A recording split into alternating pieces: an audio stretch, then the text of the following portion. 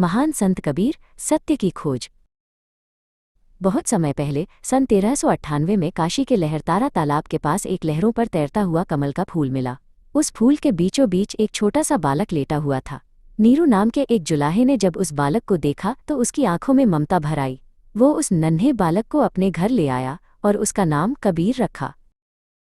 कबीर का बचपन ताने बाने और सूत के बीच बीता। उनकी माँ नीमा उन्हें बड़े प्यार से पालती थीं। जैसे जैसे कबीर बड़े हुए उन्होंने देखा कि दुनिया बाहरी दिखावे में उलझी हुई है। वे अक्सर सोचते थे कि ईश्वर कहाँ रहता है, मंदिर में, मस्जिद में या हमारे दिल के भीतर। कबीर के मन में ज्ञान की प्यास बढ़ने लगी।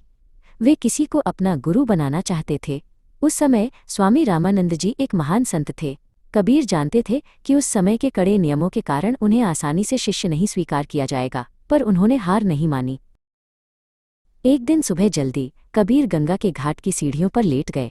जब स्वामी रामानंद स्नान के लिए आए तो अंधेरे में उनका पैर कबीर पर पड़ गया। उनके मुख से निकला, राम राम। कबीर ने इसी शब्द को अपना गुरु मंत्र मान लिया। रामानंद जी ने कबीर की भक्ति देखकर उन्हें अपना प्रिय शिष्य बना लिया।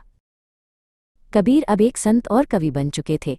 वे अपनी कविताएं और दोहे आम जनता की भाषा में सुनाते थे। उन्होंने अपनी प्रसिद्ध पुस्तक बीजक के माध्यम से समाज को जगाया। वे कहते थे कि सच्चा ईश्वर वही है जो प्रेम में बसता है, न कि केवल पत्थर की मूर्तियों या किताबों में। कबीर साहब ने समाज में फैली बुराइयों और पाखंड का डटकर विरोध किया। एक बार एक विद्वान पंडित ने उनसे बहस करनी चाहिए। कबीर ने बड़ी विनम्रता से कहा कि किताबी ज्ञान से बड़ा अनुभव का ज्ञान होता है। उन्होंने सिखाया कि सब इंसान एक ही मिट्टी से बने हैं। कबीर केवल हिंदुओं के ही नहीं बल्कि मुसलमानों के भी प्रिय थे। वे मस्जिद के पास खड़े होकर भी वही सच्चाई बोलते थे जो मंदिर के पास। उन्होंने सबको सिखाया कि अल्लाह और राम एक ही हैं। वे कहते थे, जाति पाति पूछे नहीं कोई, हरि को भजई सो हरि का होई। कबीर का जीवन सादगी का उदाहरण था। वे संत होने के बावजूद अपना काम खुद करते थे और कपड़ा बुनकर अपनी आजीविका चलाते थे। वे अक्सर गरीबों के साथ बैठकर अपनी रोटी बांटते थे और उन्हें प्रेम का मार्ग दिखाते थे।